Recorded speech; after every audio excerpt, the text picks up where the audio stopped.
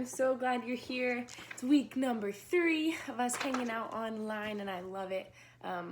Once again, I still miss you, and I'm still hoping that we will be able to see each other soon. But I hope that this past week has been amazing.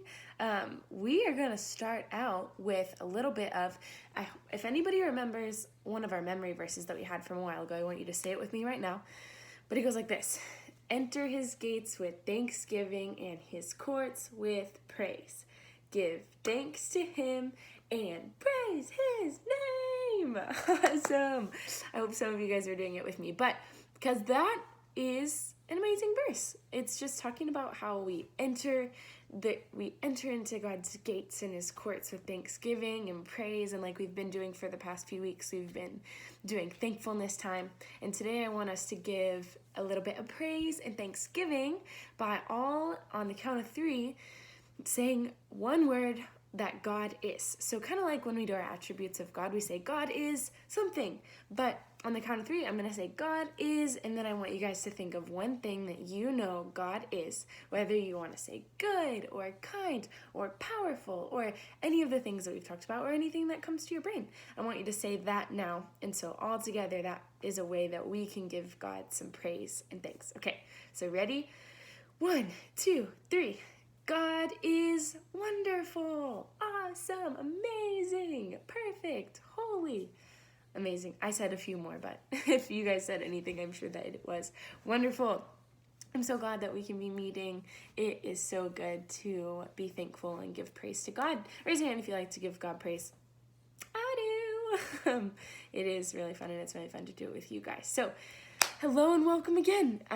We are going to be doing a story from the Bible once again, and it's going to be this week. Does anybody know that today is a little bit of a special Sunday?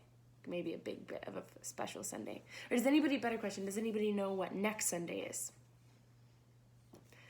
Yeah, next Sunday is Easter Sunday, okay?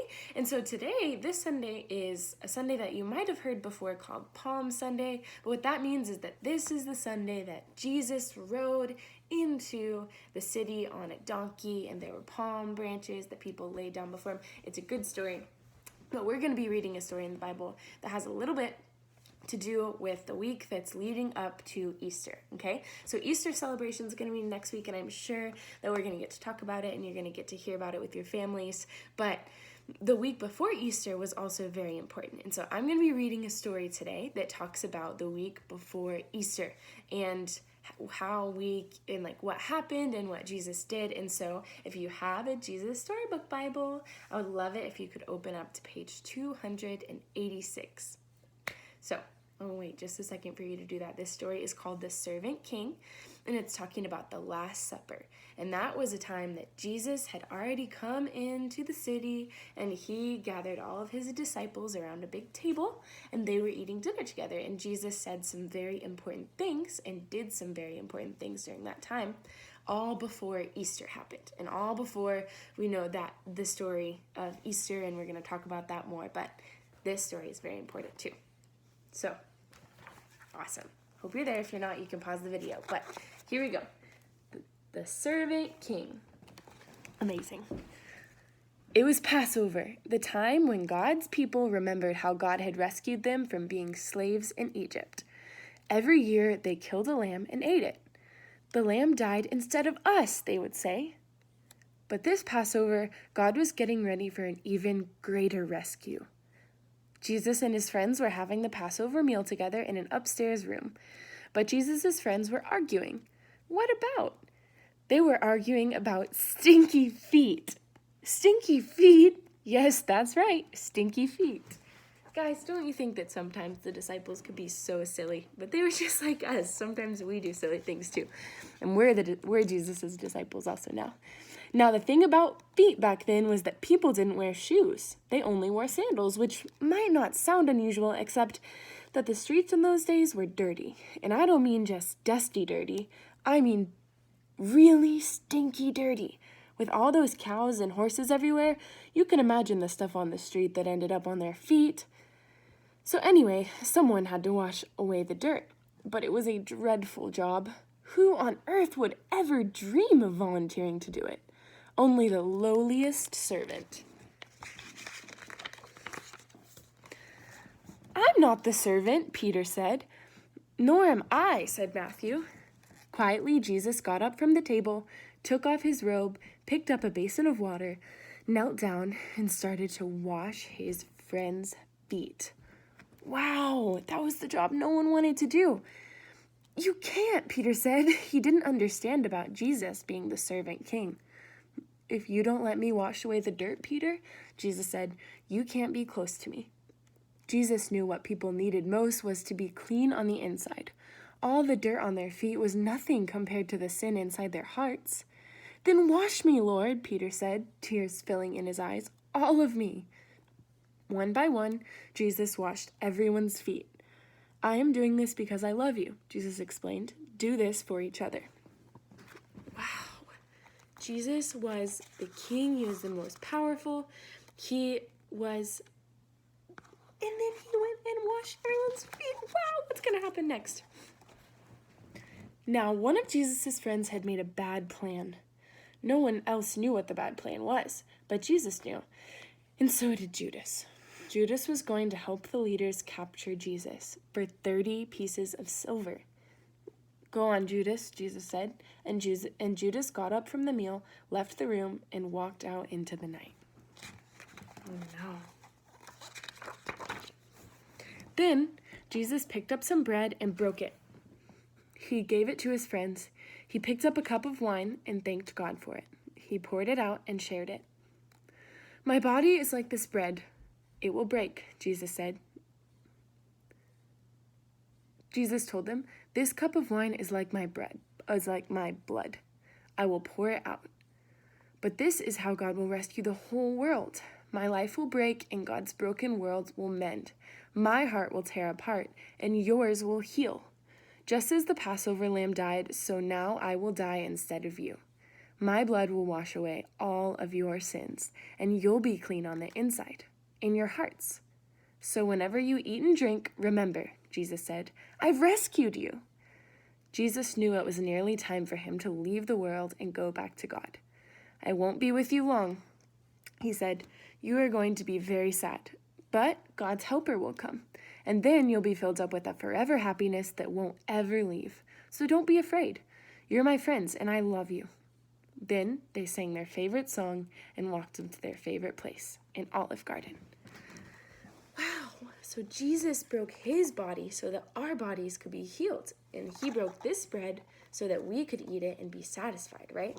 Does anybody remember one time we had a memory verse, and it had to do with man cannot live by bread alone, but by every word that comes from the mouth of God. So that had to do with bread too, and how we need Jesus and not just the world's bread. All right. Awesome. That was an awesome story. And I learned a lot, and I hope that you guys learned a lot too.